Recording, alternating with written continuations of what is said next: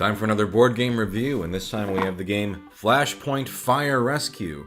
This was sent to me by Indie Boards and Cards and is designed by Kevin Lansing. Flashpoint Fire Rescue is a cooperative game. All the players are on the same team and everyone either wins or loses together. To win, the players must rescue the victims trapped inside a burning building before the fire gets out of control or the building collapses.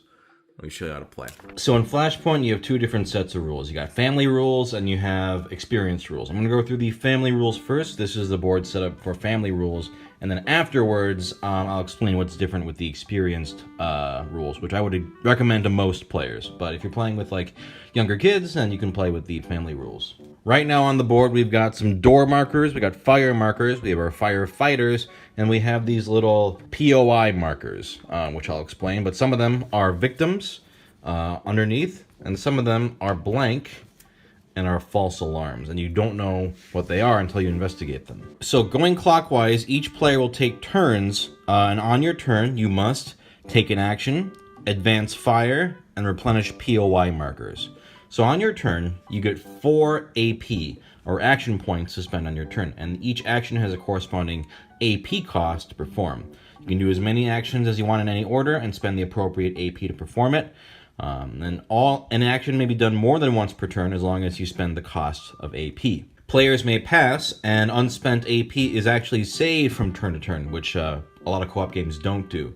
You may save a cumulative maximum of 4 AP at the end of your turn, and to keep track of how much AP you've saved, you can use these little action markers on your next turn. So your first action you can do is move. You can move your firefighter to an adjacent space. If you're going to move to a space without fire, it's just 1 action point. But if you're moving into a space with fire, that would be 2 action points. And if you're carrying a victim to an open space or space with smoke, that's 2 AP because of the extra burden. We'll go over victims in a second. If you move into a space with a POI marker, flip that mark to reveal either, so it's a victim. If you reveal a false alarm, place it on the rescued space at the edge of the board. Revealing a POI is no cost, so I could go 1 AP and boop. It's a victim. If you manage to carry your victim all the way outside of the building, you have rescued them, and you place them on the rescued space at the edge of the board to keep track of how many people you have saved. If a wall is destroyed with these 2 damage markers here, I'll explain how these appear in a second, you can move through these as if there were a door there. And then, of course, you can't carry a victim into a space with fire or you'll die, or end on a space with fire or you'll die. Another action you can do is open a door. If there's a door marker here, flip it open, and that's 1 action point. By the way, all these actions are listed on a very handy action card, so you don't have to remember how much each action is worth a certain number of AP. All games should have this, by the way. On your turn, you can also extinguish. You can use your gear to fight fire. So for 1 action point, you can remove a smoke marker from the board. Well, let's go through this first. First, I can flip either on my space or an adjacent space. I can flip a fire marker to smoke for 1 AP, or I can remove a smoke from the board for 1 AP. Or just in 1 swoop, I can remove a fire marker for 2 AP. It's usually best if you can to remove extinguish fire completely, because smoke, if you leave it on the board, is liable to reignite. All firefighters also come with an axe, and this can be used to demolish walls and quickly reach trapped victims or create an escape route. So if I was here and I really wanted to chop through this wall, I could put a damage marker on it, and that costs 2 AP. Like I said before, if there are 2 damage markers here, now it becomes a passageway you can walk through. The risk is, though, if you run out of damage markers, the building collapses and everyone dies. And you only have 24 of those damage counters in the game. Now, after the current player has taken their actions, they gotta roll dice to advance fire. You're gonna place a smoke marker on the board in the target space corresponding to the numbers rolled. Sometimes it will have a greater impact if you place a smoke. We'll go over certain scenarios. But let's say I just roll the dice and oops. All right, let's fix that. It is 1, 7. So we look at where that is up here, and we're gonna put a smoke marker there. Now, since there's nothing next to it or any fire markers there, that's all that happens. But let's see what would have happened if we had rolled a different space. Let's say that spot got rolled again, and we put another smoke on here. Then this would turn into a fire. If I rolled 4-2 here, this smoke would become a fire because it's adjacent to a fire. Remember, smoke adjacent to fire equals fire.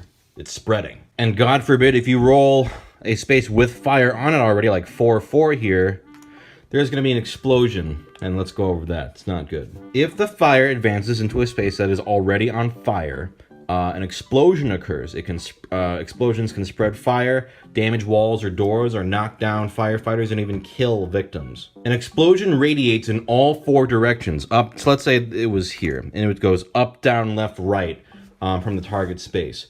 Place a fire marker in each adjacent space without fire. So you put one here, here, and this is closed. And this is a closed door, so this would get removed and it's been destroyed. But now look, this space is adjacent, it's already on fire, and now we're gonna do a shockwave. In this case, the shockwave will travel in its respective direction upward, and it's gonna pass through all the spaces that are on fire until it encounters an open space, a smoke-filled space, a wall, or closed door. In this case, it's gonna hit a wall, so then you put a damage marker on that wall. If it were an open space, then you would place a fire marker there, even if it's outside the building. If it were a smoke-filled space, it'd flip to fire. If it was a closed door, like this one, it would be removed from the board and be destroyed. Then, after the fire has advanced and you resolve all explosions, you need to check to see if any damage has occurred. This could be rooms full of smoke turning into fire, or firefighters being knocked down, or victims lost. So, if there are any smoke markers in a space adjacent to fire, then they become fire. Any victims or POI in a space with fire are lost. So if a fire spread here, this is destroyed. Luckily, it's not a person. And then if any of the fire got outside the building, you would take them off of the board. If a firefighter has fire advance onto their space, they get knocked down. This could be from an explosion or a smoke-filled space. You got to go to an ambulance. When a knockdown happens, take the firefighter and place it on the closest ambulance. In this case, it would be over here. So here, the firefighter is knocked down and placed in the ambulance. If that firefighter had been carrying a victim, that victim is dead. Now, before your turn is over, you need to replenish any POI markers that were lost. Victims that were rescued or lost or false alarms. There should always be 3 POI markers on the board at the end of every turn. So in this case, there's only 1 left, so we're going to replenish them. So you're going to take the die, roll them. Here we have 4-4. Okay, so if the target space has a fire, remove that marker and put the POI marker there. If the target space has a firefighter, reveal it. If it's a false alarm, remove it. Otherwise, hey, you just get to have a victim right there. And if the target space has a POI marker already, just re-roll. Now we got 3 markers on the board, so the next player would go. The game ends either when the building collapses, the players have won if you rescue 7 victims, or if you lose by losing 4 or more victims. So if all 24 damage markers have been placed on the board, the building collapses, and anyone that was inside dies. If you rescue 7 victims, you win. If you want, you can try to rescue all 10 for a perfect game. Otherwise, if you ever have 4 victims die, you lose the game. And that's the end of family rules. So let's go into the experienced game rules now. So resetting the board here for experienced game setup, because it's a little bit different. Here we have the door markers, and then we start with a number of explosions based on your difficulty level. So like if you're doing the easy recruit level, you're gonna do 3 explosions and 3 hazmats. Veteran, it's gonna be a little bit harder. Heroic will be 4 explosions and 5 hazmats. But let's go ahead and do it. So first off, let's roll the dice. It's 5-3. So we're going to put a fire marker here, and then we're going to, and a hotspot marker, and then we're going to resolve an explosion. So, boom, boom, oops, sorry, sir. Boom, and boom. We're doing recruit difficulty, so we're gonna do 3 explosions. So roll again. This time it's 6-1, so over here. So fire, boom, boom, boom, boom. That's pretty messy. Now, if you ever roll a space that already has fire, you just roll again. And also we're gonna put a hotspot marker on there. And finally, for your 3rd explosion, you're going to take the black die and flip it over to the opposite face. In this case, it would be 6. And then you're going to take the red die and re-roll that. So it's 3-6. So that's going to go here. And we're going to put some damage on these walls. And fire here. So this area is fucked. But this one's not too bad. And don't forget your hotspot token. I'll explain what these do later. Now it's time to put these hazmat markers on the board. Take the dice, roll them. If you ever roll with one with a fire, re-roll it. Okay, so 5, 3. That's definitely on fire. Let's just try that again. Okay, 4, 2. So 1 here. 1, 8. So way up here. And we got 3, 3. So a hazmat here. Then we place our victims. Same thing. Just roll the dice and put them on. If there's a fire there, re-roll. But yeah, all your games of this are going to be randomized. This guy got stuck in the bathroom. If it is a guy, it could be a false alarm. And 2, 7. So up here. Now in experience rules, you get different roles, which are great. They all have different sort of powers. Like for example, the imaging technician can identify a POI and see what they are. But they also have different number of action points that they can have. And then we got to roll to place additional hotspot markers. If you're playing on higher difficulty levels, or if you're playing with 3 or firefighters or more, you're going to put hotspots on the board. So I'll go do that real quick. So up there, 2, 6 over here, and 1, 6 up here. And then you put an ambulance on the board. You can choose which space to put it. Let's say we choose here because there's a lot going on here. We also have an engine, and we're going to put that in another space. Let's say we put that, I don't know, also here. Why not? So first off, let's get into vehicles. We have the engine and the ambulance. They are represented by tokens and they're put on the parking spots around the board. They may be driven by the firefighters, but only to their respective parking spot. And these give firefighters additional actions they can perform if they are on one of those spaces. They each occupy 2 spaces, as you can see. Now, in the family game, it's easy. You just rescue victims by taking them outside. But in the experienced game, you have to take the victims to the ambulance. So if it's not here, if it's over there, and you're out here, too bad. All right, so first off, let's go with driving. If you want to drive a vehicle, it's 2 AP. For the fire engine, you have to be on the same space as the engine. But for the ambulance, you can use a radio to drive it without being on the same space. So I'm like, hey, move over here, 2 AP, bam. You can drive in either direction, clockwise or counterclockwise. If you want to go all the way to the other side, that's going to be 4 AP, which is a lot, but maybe you need to really get that vehicle over there. If firefighters are on the same space, they can be driven with the engine for free, for 0 AP. You don't have to ride, it's optional. And then after riding, you may choose to exit the vehicle in either space of the vehicle's parking spot. If an ambulance goes and there's a victim on here, it immediately rescues it for 0 AP. Now, the fire engine can be used to extinguish with its powerful hose. It's 4 AP to do that. As you can see, the board is divided into 4 quadrants. And so firefighters can only fire the engine when on the same space, and they can only be fired at the quadrant that borders that current parking spot. So this should actually be here. Oops. So if I move this here, then I could put out a fire in this one, but there's no fire here. So preferably, let's say it's right here. Now, no firefighters can be in the quadrant that we're firing at. But let's say we have 4 AP, and we're going to go ahead and shoot the hose into this quadrant. Let's do a roll here. It's 2, 4, which is not within the quadrant. So what you do is flip over any dice that are out of range. In this case, the red die is out of range, so it's going to become a 5, 4, which is this space. The deck gun will extinguish all smoke and fire in that space and splashes over in any adjacent space, so those are both wiped out. Splash over can extend beyond the quadrant boundary, and it doesn't hurt any firefighters or victims or anything like that. So if it had been in here, that would have been a nice juicy one, but too bad. Now let's go over these specialist roles, because these are pretty crucial. First off, we have the imaging technician. You can, for 1 AP, identify. You can flip over in any unidentified POI anywhere on the board. That way you can see if it's a waste of time or not to go rescue it if it's a false alarm. The CAFS firefighter, you have 3 free extinguish AP. You can't save it, but it's still really useful. This is your guy for putting out fires. The driver/operator, you can fire the deck gun for 2 AP, and when you fire it, you may re-roll either or both dice once to improve your result, but you have to accept the second result. So they're all about moving moving the engine around. The generalist has no special abilities, but they have 5 action points.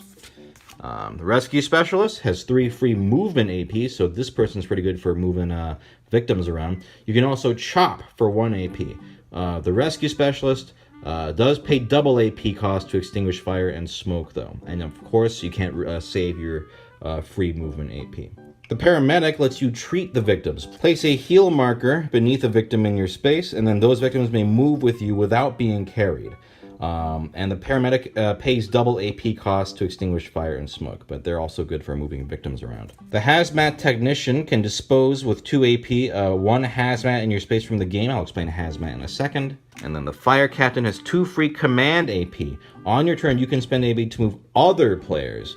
AP spent this way are at the normal movement cost of player being moved. You can't save that Command AP, but this is good for maneuvering your other firefighters around. Now, another new action you can do is do crew change. You can spend 2 AP to change your job. Like, let's say right now you don't want to be the firefighter. You can change to the fire captain or any other unused specialist role. You would then get to finish that turn as that specialist, but just deduct the 2 AP you used to switch. Because the crew change action has to be your first action of your turn.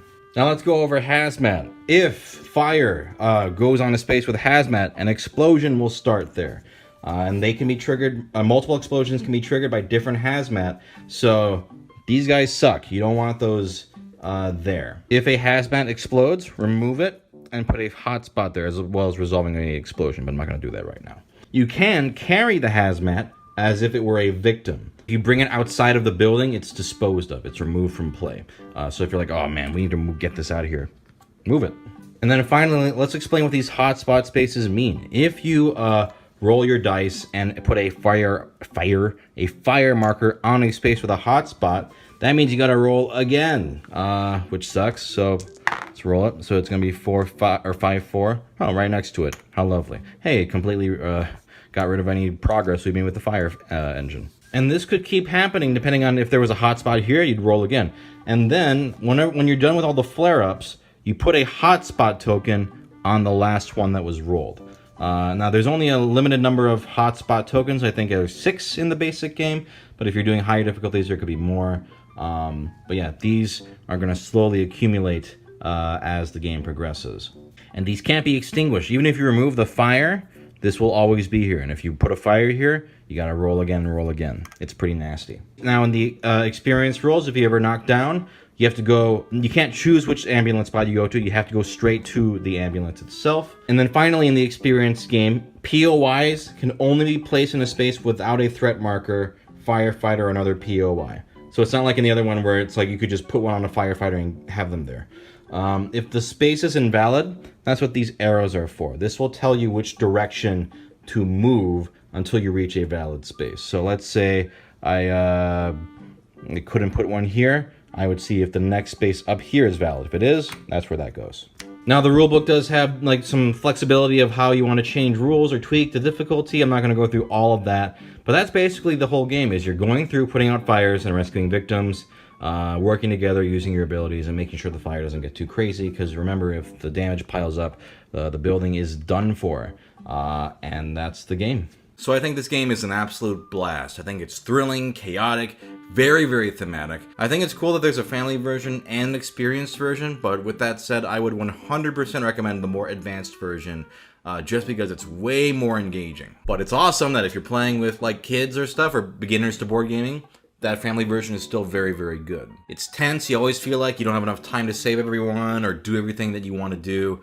The rolling of the dice to spawn the fire is chaotic, but I think in this case it works well, and it's thematic. It's like fires are just bursting here and there. You never know where they're going to come from. As long as it feels like it fits the theme, this kind of randomness doesn't bother me. And the game is like just fun, right? And I can get past that. The explosions have this fun kind of Bomberman feel of escalation. So it's like, okay, we got to make sure we put this out because otherwise it's going to chain and hit that wall. It's great. But because of the rolling of the dice and the subsequent explosions that occur, it's not going to be as tightly designed as other co-op games. But that's okay because I had such a fun time with this that, like I said, it never bothered me. The main reason I recommend the advanced version is the specialists have all those cool abilities, and I really like being able to change classes when necessary. I wish more co-ops did this, because sometimes in co-ops you feel like you're stuck with a power, especially if you're playing for the first time, you're like, shit, this power kind of sucks actually, and is not that useful. But in this game, you're like, okay, we don't need the, let's say, the Hazmat guy anymore. Switch him out, let's get the captain in, or something like that. It's really, really cool. Also, I think what helps with the randomness is that you can save your AP for future turns. You don't waste it like in other co-op games. So with that, you have your flexibility, and you can be, you can really think things out. Okay, like if I save this AP and don't waste it this turn, then next time I can, have more flexibility. You can be more economical with your actions. So I think that kind of mitigates the randomness of the dice rolling, which again doesn't bother me in this game. But I think it's both the switching classes and saving AP are really nice touches. One kind of unintentionally funny thing about this game is that you only need to save 7 of the 10 or however many victims. So you can be kind of morally dubious firefighters and go, we saved 7, just let the other one burn to death in the building. That and having new victims spawn in the building doesn't make a whole lot of sense thematically. Like, were they just hiding in a cabinet and like, oh, by the way, I'm here now? It doesn't matter. The game is really, really fun. I think it's a testament to how thematic the game feels and how fun the mechanics are and how enjoyable the co-op play is, where the randomness of the dice doesn't bother me. You really feel like you're just a bunch of firefighters cutting through walls, dragging people out to safety. It rules. If you're looking for a fun co-op game that's not super crazy and has like flexible difficulty levels and stuff, Flashpoint is really, really good. I highly recommend it.